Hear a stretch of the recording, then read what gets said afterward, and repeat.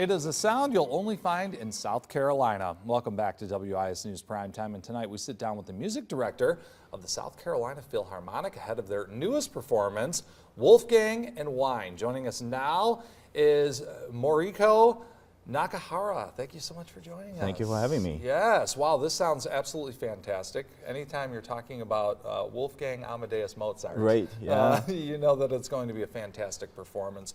So much to cover in terms of his music. What does it mean to be able to bring a performance like this to the Midwest? Right, well, like you said, right, Mozart, probably one of the most enduring composers of all time, most popular. Of course, he wrote so much great stuff, so it's always hard to choose what to do. That's right. So this time we're doing his Symphony Number 39, which is kind of comes from later in his life, and so he's fully matured, so much energy, so much charming melodies, and you know, it's just one of those like staples of orchestral repertoire, and it's always fun to share a Mozart symphony like this with our audiences and with our orchestra too. So, yeah.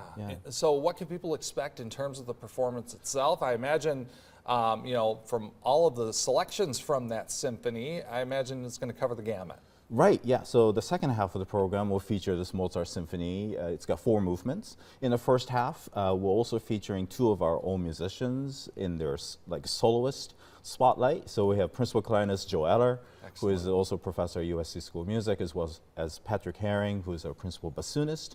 2 instruments you don't often hear as soloists. You hear a lot of piano and violins, for instance, but they're going to be featured with us. So it's you know, it's always a great to feature one of our own taking the spotlight. And they're playing this piece by Johann Strauss, comes from the 1940s. It's very whimsical, but also very kind of intimate at times. It's almost like a conversation between friends or you know, very close friends. We also have a more contemporary piece that was written by Gabriela Elena Frank. She's a Peruvian American composer. So she wrote this piece sort of based on some of the ancient melodies from Cusco, which is that city near Machu Picchu.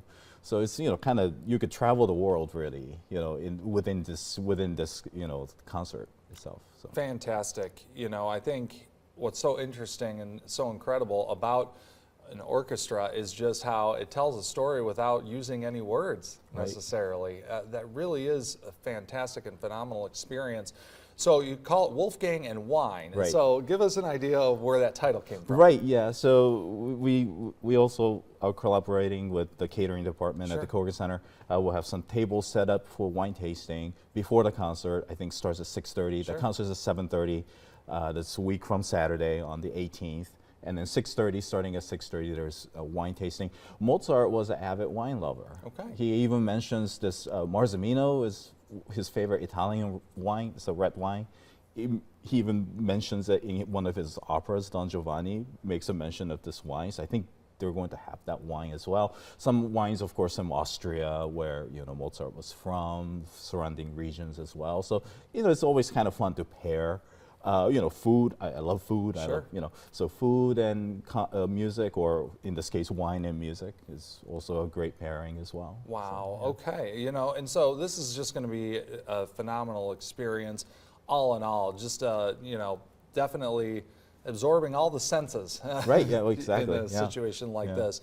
But I think, you know, when it comes to this performance, the preparation that goes into something like this, I'm sure we can't even really put our minds around how, you know, what it takes to put on a performance like this. Yeah, so, you know, we have talented musicians who come mostly from the Midlands and, you know, this region, but some of them come from travel far to play with us. And of course, right now they're doing their individual prep work. Right, so they're learning their parts, so to speak, right? And then during the concert week is when we hit our intensive rehearsal period.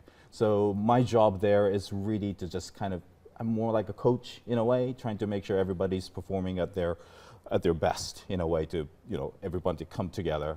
You know, I'm just kind of facilitating everything. That's my job as a conductor, and that's something I just love to, you know, love doing as my job. It's just, I feel so fortunate to work in that and then work with this orchestra here. It is incredible when you think of all of the talents that come to bear in a performance like this.